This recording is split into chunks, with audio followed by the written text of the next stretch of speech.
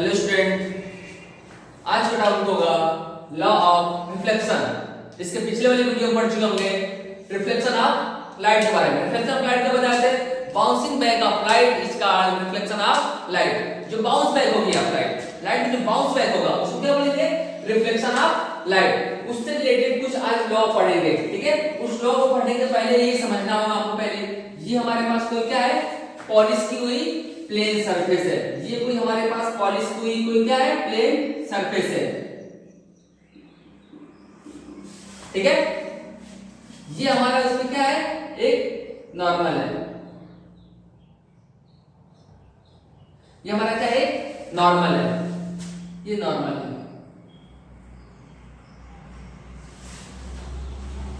जो आने वाली रेज होती है उसको बोलते हैं इंसिडेंट रेज। ये जो रेज है उसको क्या बोलेंगे? Incident raise. Incident raise.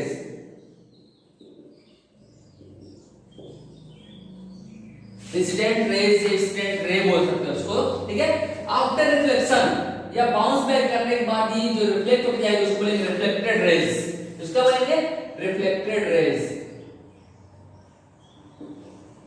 Reflected raise. और ये हमारा क्या है? नॉर्मल है। जो बाउंस बैक होगा इंसिडेंट रेज प्लेन सरफेस से रिफ्लेक्ट होकर क्या हो जाएगी? इस डायरेक्शन में चली जाएगी।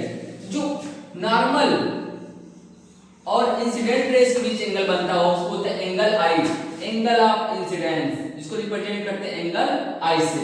और जो नॉर्मल और रिफ्लेक्टेड रेज के बीच का एंगल बनता है उसको बोलते हैं एंगल ऑफ रिफ्लेक्टेड, या इसको बोलते हैं एंगल आर। आई बात समझ? इसको एंगल आई से क्या बोलते हैं? Angle of incidence. Angle R क्या होता है? Angle of reflected.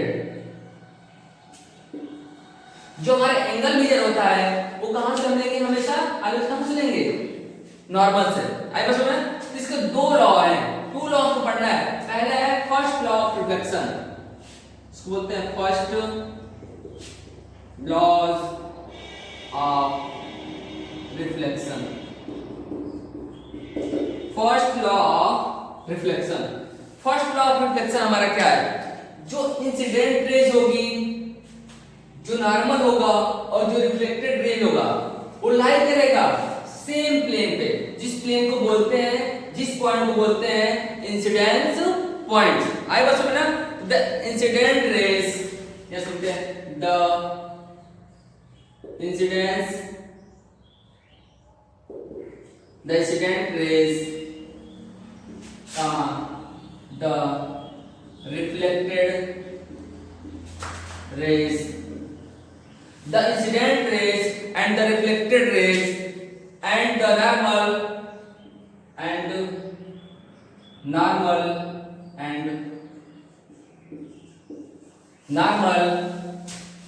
at the point of incidence, at the point of incidence,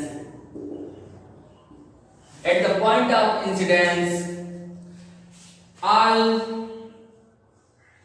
lie in the same plane। क्या बोला first of reflection?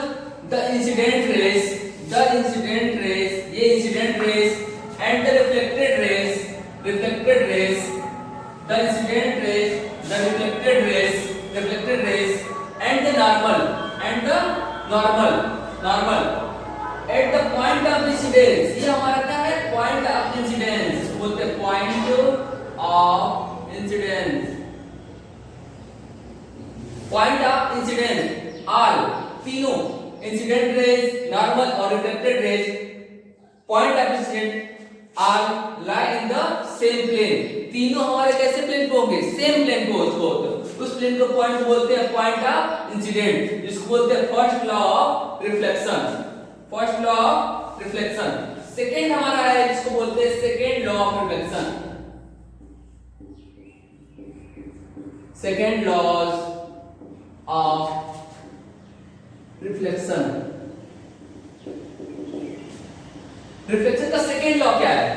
Angle I equal to angle R, angle I equal to angle R, ये always आपस में क्या होते हैं, equal होते हैं। Angle of incidence equal to angle of reflected, जो एंगल होगा इंसिडेंट रेज का वो आपस में क्या होगा, इक्वल किसके होगा, एंगल ऑफ रिफ्लेक्टेड रेज के। द एंगल ऑफ इंसिडेंट, लिखेंगे इसको, the angle of incidence, the angle of incidence is equal to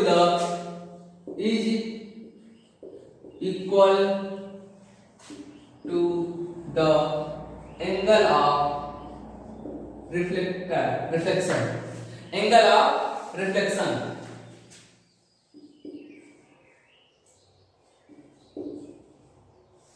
angle of reflected या इसको बोलेंगे angle of reflection, angle of reflection. जो एंगल होगा इंसिडेंट का वो ऑलवेज इक्वल होगा एंगल ऑफ रिफ्लेक्टेड का, angle I equal to angle R, ये ऑलवेज क्या होंगे, इक्वल होंगे। कोई भी क्वेश्चन आता है कि नॉर्मल और इंसिडेंट रेज के बीच का एंगल 30 डिग्री है तो रिफ्लेक्टेड रेज का एंगल कितना होगा, क्या बोलेंगे 30, क्योंकि वो ऑलवेज क्या होते हैं, आपस में इक्वल होते हैं। ये क्या है, हमारा सेकंड लॉ ऑफ रिफ्लेक्शन। आई बात समझ में ना, ओके।